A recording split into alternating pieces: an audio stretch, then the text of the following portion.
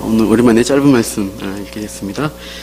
어린 양의 노래, 어린 양의 노래라는 제목으로 요한계시록 강의 설교 말씀 나누겠습니다. 이 본문의 구조적인 측면들 먼저 살펴보겠습니다. 오늘 본문 1절에 일곱 천사가 일곱 재앙을 가졌고 이것이 마지막 재앙이라고 1절에 소개합니다. 요한계시록에는 7가지 재앙, 7번 1년으로 되는 재앙이 총 3번이 나옵니다. 우리가 맨 처음 봤지만 7 인의 재앙이 있고 두 번째로 7 나팔 재앙, 그리고 이제 오늘 본문에 언급된 16장부터 나오죠. 7 대접의 재앙이 있습니다. 1절은 이 7 그 대접장에 대한 첫 언급이 이제 이 15장 1절에서 나오고 있습니다. 우리가 가위바위보 할 때 한 번으로 좀 부족하다 느낄 때 어떻게 합니까? 3세판 하자 이렇게 해가지고 3번 해도 지게 되면은 그때는 승복을 하게 된 경우가 많이 있습니다. 그런 것처럼 이 3번째인 7 대접 재앙까지 3번 반복하니까 하나님이 세상에 종지부를 찍으신다 이런 것이 좀 더 강조가 되는 것 같습니다. 그래서 15장 하반절 보시면 곧 마지막 재앙이라 하나님의 진노가 이것으로 마치리로다. 죄악된 인류 역사에 대한 심판이 하나님의 진노가 이 3세판째인 7 재앙으로 이 대접 재앙으로 마치게 된다는 말씀이 나오고 있어요. 그런데 우리가 지금까지 살펴본 것처럼 이 7 대접 재앙이 시간 순서대로 해서 7 인재앙이 지나가고 7 나팔장 지나간 다음에 3번째로 이어지는 재앙이 아니라 역사적으로 인한 시간 순서가 아닙니다. 7 대접의 첫 재앙, 16장 1절에 2절에 나오듯이 첫 재앙은 다시 7가지 재앙의 첫 번째로 돌아가는 것입니다. 시간 순서로 따지면 처음으로 돌아가는 느낌이 있게 됩니다. 16장 2절을 한번 보세요. 거기 보시면 첫 번째 대접 재앙이 어디에 부어지는 것을 볼 수 있죠? 16장 2절에 땅에 쏟았다라고 되어 있죠. 두 번째는 3절에 나와 있는데 16장 3절에 바다에 붓고 있고요. 세 번째는 4절에 강과 물근원이고 그다음에 네 번째는 8절에 나오죠. 해 천체에 해에 쏟고 있습니다. 근데 이러한 것은 8장에 한번 보십시오. 계시록 8장으로 가보시면 똑같은 형식을 볼 수가 있어요. 계시록 8장에 나팔장이 나오는데 7절 보시면 8장 7절 첫째 나팔재앙 이것이 어디에 부어집니까? 땅에 쏟아진다라고 가운데 나오죠. 땅에 쏟아진다. 그 다음에 7절 8절 보시면 8장 8절 보시면 어디 붙습니까? 바다에 부어지고 있어요. 그 다음에 10절 보시면 강들 여러 물샘에 떨어지게 있는 것을 볼 수가 있습니다. 그리고 12절에 네 번째 나팔장은 해, 달, 별들에 쏟아지고 있어요. 아까 읽었던 7 대접 재앙과 패턴이 똑같습니다. 그렇죠? 그러니까 이건 순서대로 다시 또 부어지고 다시 또 부어지고 시간적인 게 아니라 같은 것을 더 강화시켜서 표현하는 세 번째 재앙이 이 7 대접 재앙인 것으로 이해하시면 되겠습니다. 같은 대상에 대한 재앙들이 강도가 더 심해지는 것으로 더 심각한 것으로 표현이 되는 것이에요. 그러니까 이게 하나님의 심판의 그 엄중함이 더욱 마지막 세 번째 오니까 강조되면서 요한계시록 읽는 독자에게 더욱 확실하게 하나님의 심판이 있을 것을 믿고 대비하도록 하시는 것이죠. 이 심판은 예수님의 초림 때부터 또 재림 사이의 그 기간 2000년 전에 오신 예수님 그리고 지금 이제 앞으로 재림하실 그 기간 가운데 일어날 그 재난들을 가리키고 있습니다. 마태복음 24장에 보시면 예수님이 마지막 때에 대해서 말씀을 주시는데요. 제가 읽어드릴게요. 마태복음 24장 6, 7, 8절입니다. 난리와 난리 소문을 듣겠으나 너희는 삼가 두려워하지 말라. 이런 일이 있어야 하되 아직 끝은 아니니라. 민족이 민족을 나라가 나라를 대적하여 일어나겠고 곳곳에 기근과 지진이 있으리니 이 모든 것은 재난의 시작이니라. 우리가 이 마지막 때를 살아가고 있고 우리가 살아간 이 시대에도 계속해서 이런 지진이나 기근이나 전쟁 같은 소문들이 끊이지 않고 있어요. 우리가 이미 뉴스에 많이 봤지만 일본의 대지진이나 저 동남아시아의 그런 해일, 지진 해일들, 쓰나미, 그런 자연재해, 그리고 전쟁, 테러, 항상 있는 것입니다.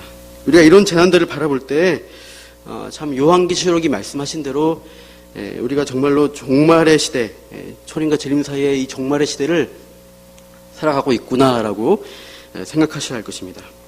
그러므로 1절에서 사도 요한이 마지막 재앙이라고 언급한 것은 이 재앙이 시간적으로 오는 것이 아니라 똑같은 대상에 대한 재앙이 환상으로 3번 겹쳐서 나오는데 이 3번째로 환상이 보인다라는 의미에서 3번째로 보이는 마지막 환상이다. 이런 의미로 마지막이라고 표현한 것입니다. 근데 이 1절의 내용이 2절로 이어지지 않는 것을 볼 수 있어요. 2절로 이어지지 않고 어디로 이어지냐면 내용상 5절 이후로 15장 5절 이후로 이어집니다. 15장 5절 보시면 또 2일 후에 내가 보니 하늘의 증거 장막에 성전이 열리며 6절에 7 재앙을 가진 7 천사가 성전으로부터 나옵니다. 이렇게 하면서 7 재앙의 대접 재앙에 대한 어떤 환상들이 16장까지 쭉 이어진 것을 보게 됩니다. 그러면 왜 7 대접 재앙에 대한 환상이 중간에 갑자기 2절부터 4절 생뚱하게 이것들이 엉뚱한 내용이 비집고 들어와 있는 걸까 의구심이 들 수 있습니다. 그냥 바로 1절에서 5절로 이으면 빨리 진행이 될 텐데 이게 들어와 있다는 거죠. 2절부터 4절의 내용이 있는데 이 내용은 이 글의 형식을 먼저 보기 위해서 앞에 보면 8장 비슷한 형식이 있는데요. 8장 7 나팔장 부분에도 이런 형식이 보입니다. 한번 찾아보시죠. 8장 가보시면 계시록 8장 1절을 보십시오. 요한계시록 8장 1절 보시면 7째 인을 떼실 때 그 후에 8장 2절을 보시면 7 천사가 7 나팔을 받는 장면이 나오죠. 그러니까 이제 7 인재앙이 끝나고 7 나팔장이 시작될 것 같죠. 2절에. 그러나 3절에서 5절을 보시면 갑자기 어떤 성도들의 금향로를 통해서 기도를 받는 장면이 나오고 실제로 나팔장이 나오는 것은 6절로 갑니다. 8장 6절을 보시면 7 나팔 가진 7 천사가 나팔을 준비하는 게 그렇게 이어지죠. 그러니까 중간에 또 뭔가 끼어들었어요. 이런 것을 이제 좀 주석가들은 전환 구절이다, 전환 단락이다, 삽입구다라고 합니다. 장면을 전환시키는 역할을 하고 있습니다. 근데 그냥 전환하면서 그냥 바꾸는 게 아니라 앞부분과 뒷부분을 연결시키면서 장면을 바꾸는 그런 역할을 한다고 합니다. 8장 3절에서 5절 이 중간 성도의 기도 내용은 앞부분에 나오는 7 인재앙의 결론부가 되고요. 또 뒤에 나오는 7 나팔재앙의 서론 역할을 합니다. 이 두 재앙 간의 연결하는 걸 하면서 이 장면이 전환되는 그런 역할을 한다라고 주석가들은 말합니다. 제가 참조를 했습니다. 말이 좀 어렵고 글의 구조가 참 언뜻 이해 안 되지만 그냥 그렇게 있는다는 역할로 아시고 다시 본문으로 가죠. 15장 다시 돌아가시면 오늘 본문의 15장 2절에서 4절도 그런 전환 구절입니다. 앞의 내용 또 뒤의 내용을 연결시키고 장면을 바꿉니다. 전환시킵니다. 그래서 이 2장에서 15장 2절에서 4절이 앞부분의 결론부가 되고요. 또 뒤에 나오는 7 대접재앙의 서론부 역할을 하게 되는데 그럼 이 15장 앞에 나오는 내용이 무엇이냐 보면 14장 14절에서 20절에서 사도 요한이 무엇을 보는가 보시면 돼요. 14장 14절 이후 보시면 거기 뭐가 나오나요?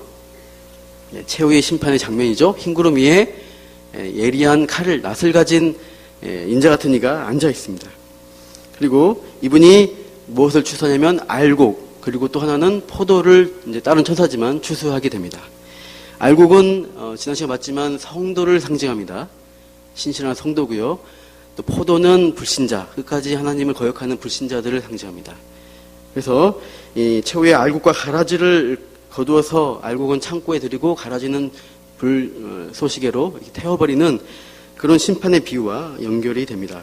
그 최후의 심판의 장면을 오늘 본문 2절에서 4절은 그대로 이어서 연결시키는 역할을 하고 있습니다. 보시면 그러니까 성도는 거둬지고 불신자는 심판을 받잖아요. 그런 장면이 15장 2절에서 4절 이 삽입구에 이어지는 게 무엇이냐 보면 성도의 승리를 노래하고요.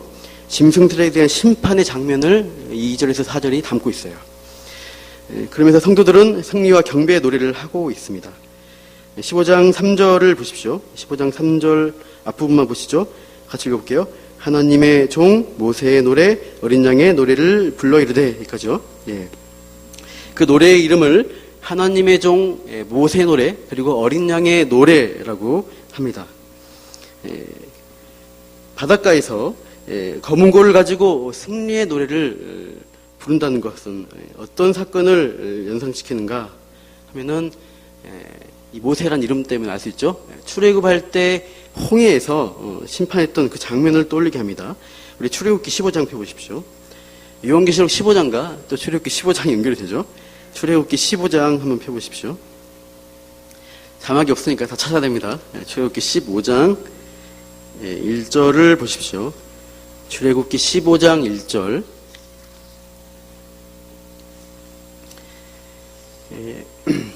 15장 1절 한번 읽어보실까요? 시작. 이때 모세와 이스라엘 자손이 이 노래로 여호와께 노래하니 일렀으되 내가 여호와를 찬송하리니 그는 높고 영화로우심이요 말과 그 탄자를 바다에 던지셨음이로다. 이렇게 모세와 이스라엘 자손이 노래를, 대표적으로 모세가 아마 이 노래를 지었을 것입니다. 모세의 노래를 부르면서 이렇게 심판하셨다는 것을 찬양합니다. 출애굽기 15장 20절로 한번 보시죠. 조금만 뒤에 출애굽기 15장 20절 21절도 여기도 읽어보죠. 출애굽기 15장 20절에서 21절 시작.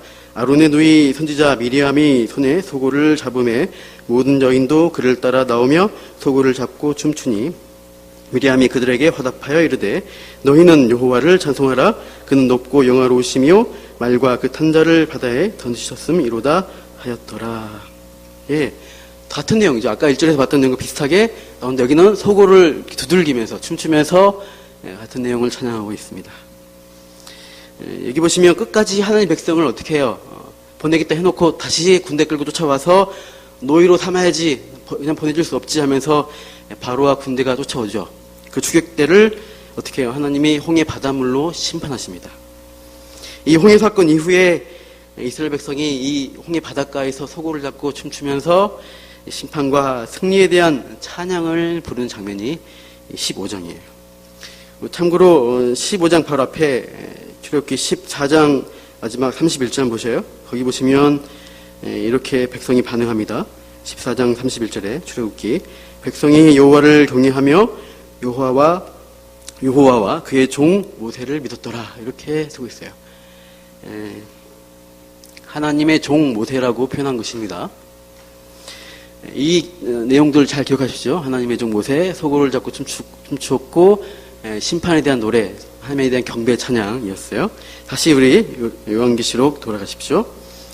다시 오늘 본문 보시면 요한계시록 15장 3절 거기에 뭐라 되어 있어요? 하나님의 종 모세의 노래라고 표현되어 있습니다. 아까 홍해 심판하고 나서 여호와와 그의 종 모세라고 했죠. 같은 표현 여기 나오면서 여기서는 검은 거죠. 좀 더 큰 악기, 검은 고를 가지고 찬양을 하고 있습니다. 그 불이란 것은 하나님의 심판을 상징합니다. 15장 2절에 나오는 불이 섞인 유리바다라는 것은 바다 가운데 뭐예요? 하나님의 심판이 실행되었다. 불이 떨어지고 다 심판됐다는 것을 보여준 것이죠. 그 유리 바닷가에서 승리한 성도들이 서가지고 뭘 합니까?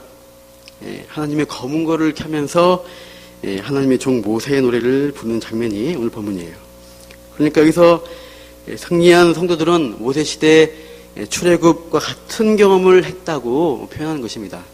그 출애굽의 사건을 인용하고 있어요.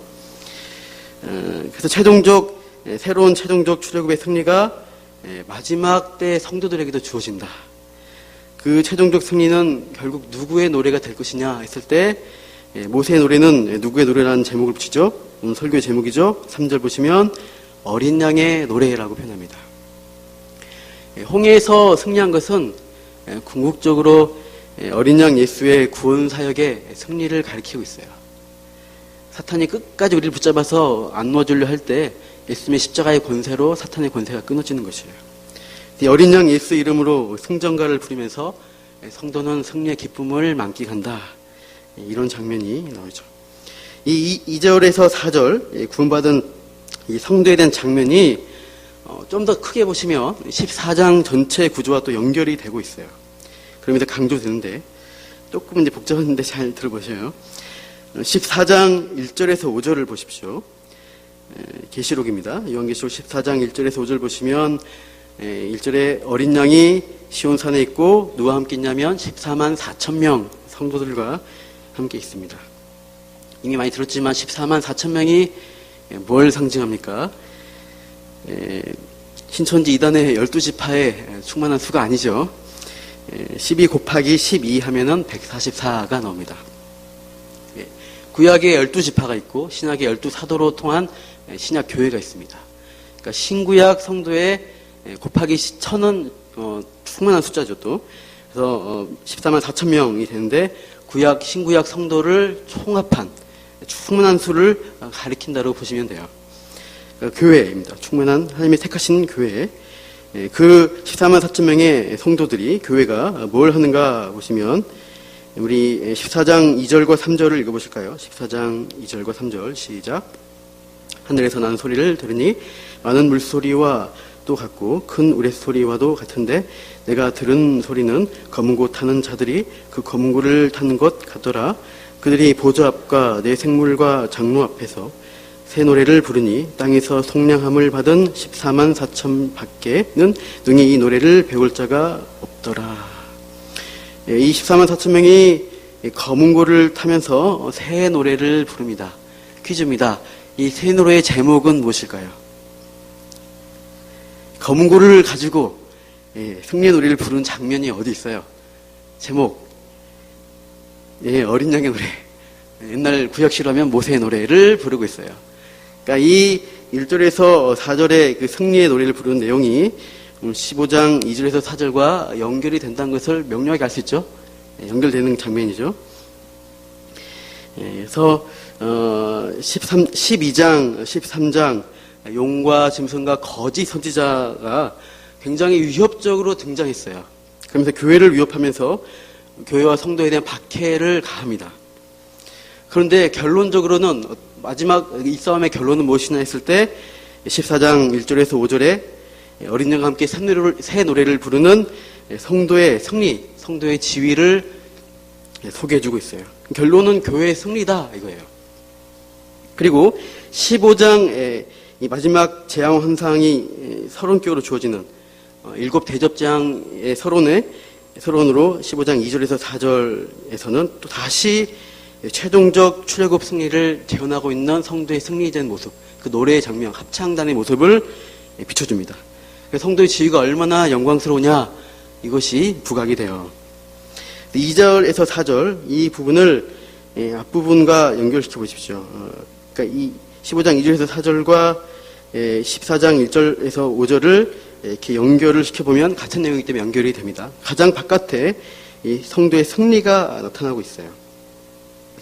그러니까 이렇게 두 장면이 서로 감싼 구조인데 그 전에 이 15장 2절에서 4절을 뒤로 연결시킨다 그러면은 16장 이후에 7 대접 재앙이 나오는데 이것이 의미한 바가 출애굽에 나오는 10가지 재앙과 연결된 것을 좀 암시하고 있습니다.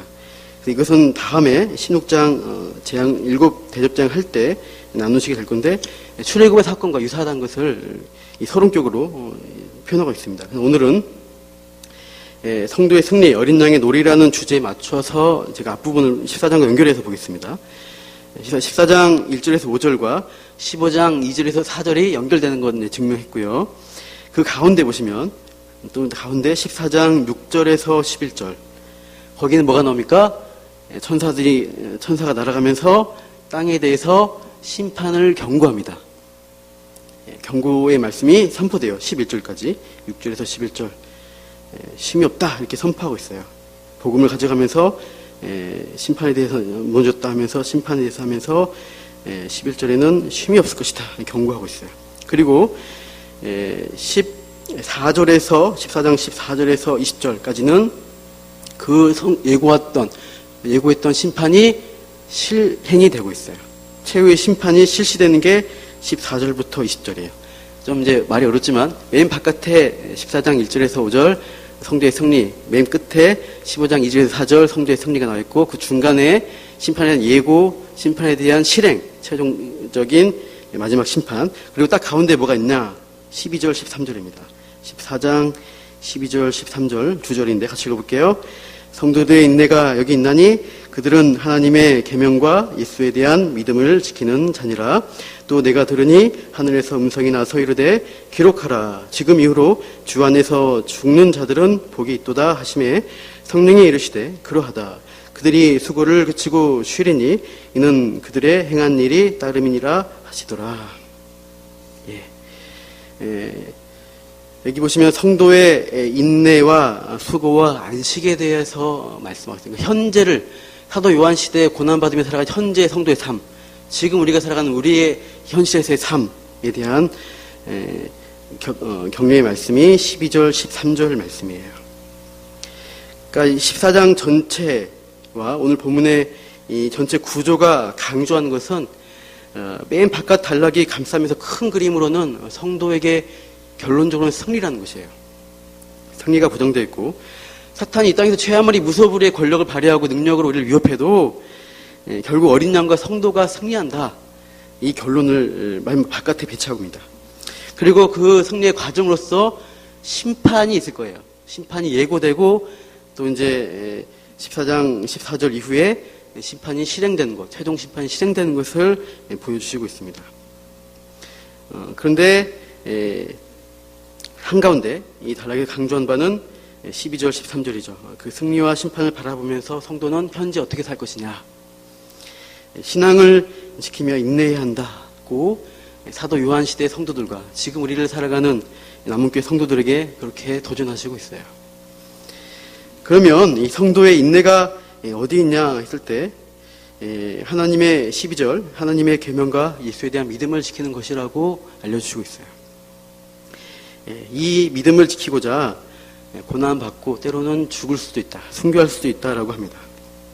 여러분, 고난당하고 순교당한다 하면 어떤 마음이 드세요? 내가 그렇게 된다, 그런 입장에 처한다, 마음이 어떠십니까? 두렵고 떨리고 무서우세요?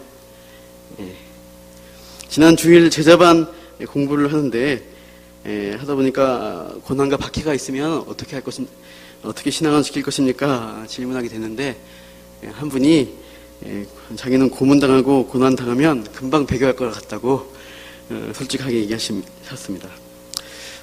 참 이 고난이라는 게 성도의 참 두려운 부분인데, 저도 대학생 때 주기철 목사님 고문 장면에 대한 글을 읽은 적이 있어요. 그래서 이제 신실한 교수님이 기독교 과목 가르치는 수업에 이제 제가 그분이 이제 주광조 장로님이라고 이 주기철 목사님의 막내 아들, 네 번째 아들의 그 목격담을 쓴 글을 이제 복사해 주었습니다. 이 주기철 목사님이 이제 신사참배 거부로 투옥되어 있었습니다. 어느 날 일본 순사가 주기철 목사님의 아내와 어머니를 이제 호출한 거예요. 그래서 이제 경찰서로 가는데 막내 이제 이 주광조 장로님, 어린 주광조 아들을 데리고 경찰서로 갔습니다. 근데 면회실이 아니라 지하에 있는 취조실로 데려갔어요.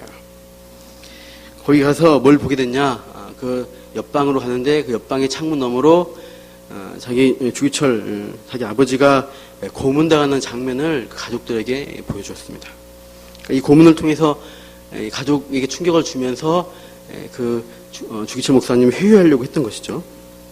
근데 저도 그 장면 잘 기억하는 게, 그때 그걸 읽으면서 너무 충격적으로 이제 다가와서 며칠간 고민 많이 하면서 막 그랬던 기억이 나요. 그래서 기억이 남는데, 이 엄지손가락을 줄로 이렇게 메어요. 미어서 천장에 닿는데 앞으로 하지 않고 뒤로 이렇게 거꾸로 해가지고 맵니다. 이렇게 해서 매달아놨대요. 뒤로 이렇게 꺾어가지고. 그러니까 그 자세로 매달려 있는 것 자체가 얼마나 고통스러울까 상상이 안 갑니다. 근데 가족이 보는 앞에서 이제 순사 두 명이 양쪽에 서가지고 몽둥이를 들고 이제 이렇게 막 양쪽에서 때리는 거예요. 그러니까 이제 공중에 매달려 있으니까 이쪽에서 때리면 그네 타듯이 이쪽으로 가고, 이쪽에서 때리면 이쪽으로 넘어가고, 이렇게 이제 매질하는 장면을 보여주는 것이죠. 그러니까 이제 사모님인가 어머님가가 그거 보자마자 실신해서 기절하시고, 그 어린 주광조 장로는 충격으로 실어증에 걸려버립니다. 말을 잘 못하게 돼요. 이 가족을 이제 이렇게 해서 고집을 꺾으려 했는데 끝까지 주기철 목사님은 굴복하지 않으시죠. 그래서 이 생생한 이 목격담을 제가 읽으면서 이 순교에 대해서는 도저히 어떻게 할 수 있을까, 며칠간 과연 믿음을 지키려고 순교할 수 있을까, 고문당할 수 있을까 고민을 많이 했습니다.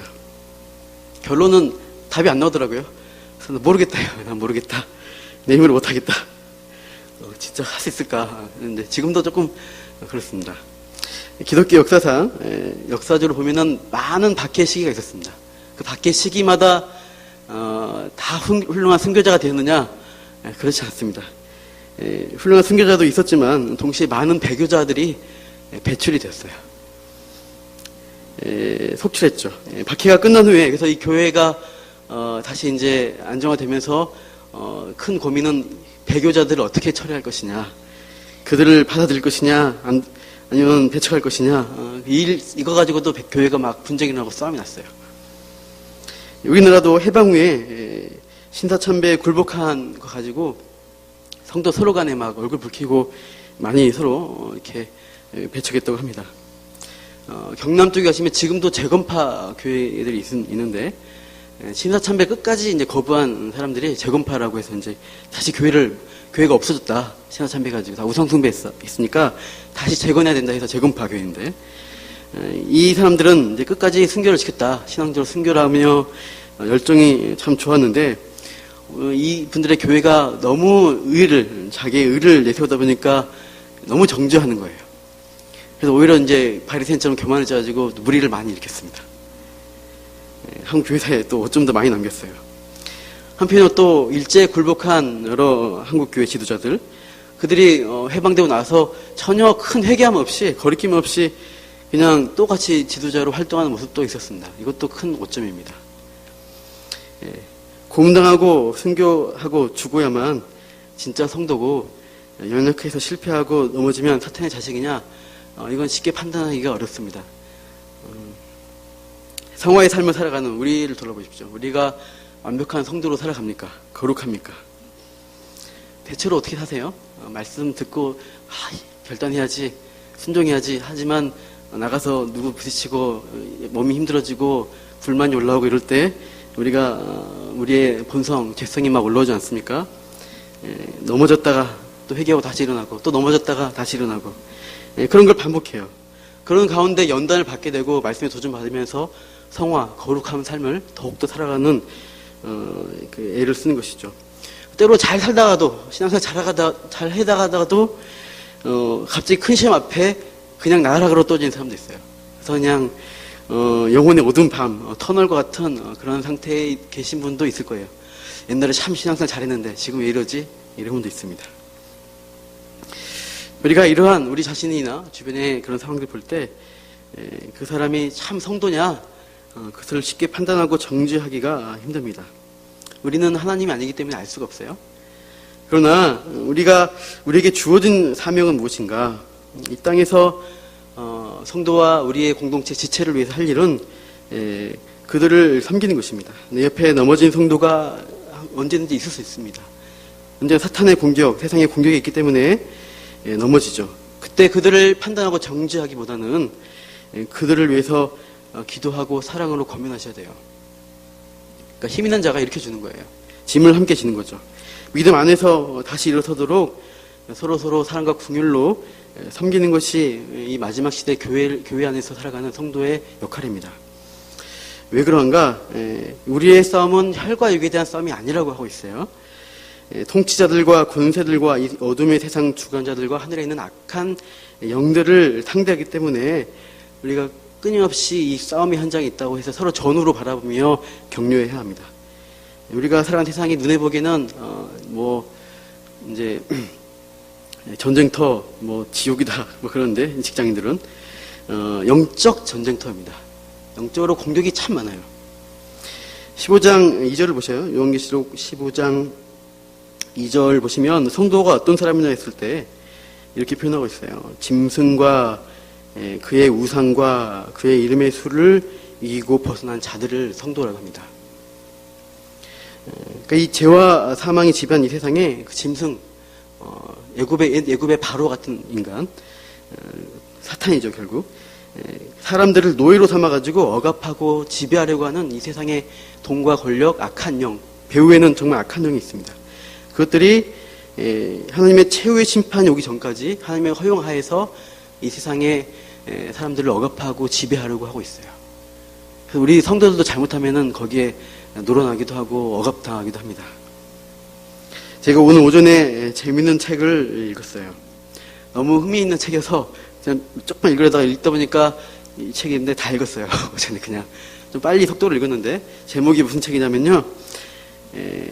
무당 엄마 목사 아들이란 책입니다. 지금 목사님이 쓰신 책이에요. 아니 무슨 목사님인데 엄마가 무당이 될 수가 있지? 이런 생각이 들 텐데 너무 재밌었어요. 영적 싸움에 대한 아주 실제적인 체험들을 쓴 책이 있는데 이제 최근에 올해 초에 나왔습니다. 총신 신대원 졸업하신 목사님이 쓰신 책인데 이분이 청년 때 목사가 되기로 이제 서원을 하고 이제 군대를 갔어요. 근데 그 군대 간 사이에 그 자기 집안에 풍집박산이 일어난 거예요. 그러니까 뭐 경제적으로 완전히 쪼들리고 어머니는 특히 너무 아프신 거예요. 그래서 이제 점친 사람 찾아보니까 이제 신병이다. 내림굿 받아야 된다. 그래가지고 이 내림굿 통해서 이제 강신무 무당이 영험한 무당이 되었답니다.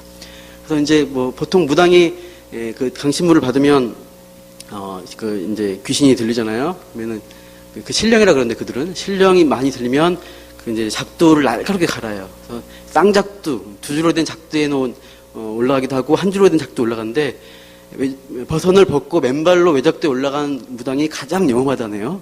그쪽 세계에서는. 그래서 이 어머니가 19의 신령을 받았대요. 그래서 영험하게 맨발로 해가지고 외작대에 날카로운 데 올라가지고 파서부터 뛰었답니다. 그래서 이제 굉장히 영험해서 막 소문이 나고 많은 사람들이 찾아오고 또 돈도 많이 벌고 그랬나 봐요. 이 목사님이 군대에서 그 소식 듣고 너무 힘든 거예요. 자기는 목사 돼야 되는데 이게 무슨 일이냐. 그래서 이제 6년 동안 이 무당이 된 엄마와 싸우셨어요. 뭐 다양한 내용 사건들이 있었어요. 근데 결국 6년 동안 기도하고 말씀 전하고 도전하면서 어머니 아버지가 다 예수님 믿고 귀신이 나가는 역사가 일어납니다. 그래서 이제 이 책을 보니까 이 우리나라의 무당이 추산하기는 그러니까 이렇게 깃발 빨간 깃발 하얀 깃발 우리 교회 주변에도 많이 있어요. 그런 깃발 단 무당 그냥 이렇게 공식적으로 하는 무당도 있고요.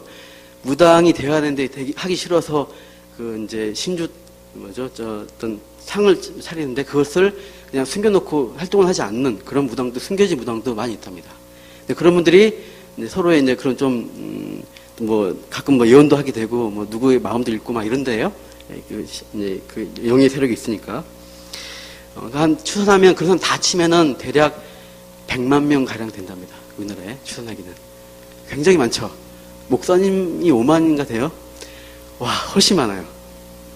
그러니까 많이 지금 늘고 있고 그 악한 영이 사람을 아프게 하고 재산을 막 돈을 막 이렇게 재산을 이렇게 쪼들리게 해가지고 결국 이제 그런 무속 신앙을 의지한 사람들이 그 귀신의 지배를 받도록 노예로 삼도록 이렇게 하는 일들이 우리 주변에 특히 독산동 지역에 많이 있는 것 같습니다. 깃발이 많이 있어요. 주변에 잘 보시면. 근데 한 가지 이 목사님이 당부하시는 것은 자기 어머니 이 교회 성도들이 어떤 사람들은 사탄의 자식이라고 막 욕하면서 침뱉고 이런다네요. 그러면은 그 무당이신 분이 안에 악령도 있지만 사실은 그 개인의 인격도 있어요. 같이 있어요. 같이 의식이 있어요. 그러니까 이 사탄의 자식이라고 욕해버리면 그 어머니의 인격이 너무 상처를 받는다는 거예요. 교회에 대해서. 그래서 절대 그 인격을 너무 이제 무례하게 하지 말라라고 이제 많이 전도하려면 정말 그렇게 하면 안 된다는 것이에요. 예수님도 군대 귀신 들린 사람 만날 때 어떻게 하신지 아세요? 그 군대 귀신 들린 사람 올 때 들어온 귀신을 나가라고 그 사람 밀어내지 않고요. 그 사람에게서 나오라라고 얘기하세요. 귀신 보고 그 사람에게서 나오라. 그러니까 귀신하고 대화하지만 그 사람의 인격을 따로 구별하셔서 나가도록 하시는 일이 있습니다. 그래서 이런 영적 세계에 대해서 사탄의 노예가 된 그런 사람들이 있다는 것을 보게 됩니다. 그래서 우리가 이 짐승의 세력, 특히 결국 사탄이 지배하는 이 세력 가운데 우리가 살아가는 이 땅에 그런 일들이 끊임없이 있고요. 또 대놓고 영적인 그런 현상이 아니면 돈이라든가 물질이라든가 욕심이라든가 이런 것에 매여서 노예로 살아가다가 심판당하는 것이 이 세상의 운명입니다. 그래서 우리가 할 일이 무엇이에요? 그런 참 비참한 지경에 있는 사람들을 주님께로 인도하고 말씀을 전하고 그 불쌍한 사람들 위해서 기도하고 나아가는 것입니다. 정죄하지 마세요. 그 사람들. 분명히 악한 영에 싸워야 되지만 그 사람의 인격을 바라보시면서 함께 아파하시고 품으면서 나아가시기를 바랍니다. 우리 마지막 때 우리가 할 일, 우리는 승리한 성도이고 인내와 믿음을 지키면서 싸워 나가야 하는데 그러한 싸움에서 궁일한 마음으로 이 주님의 이 복음의 사역을 감당하는 저와 여러분 되기를 축원합니다.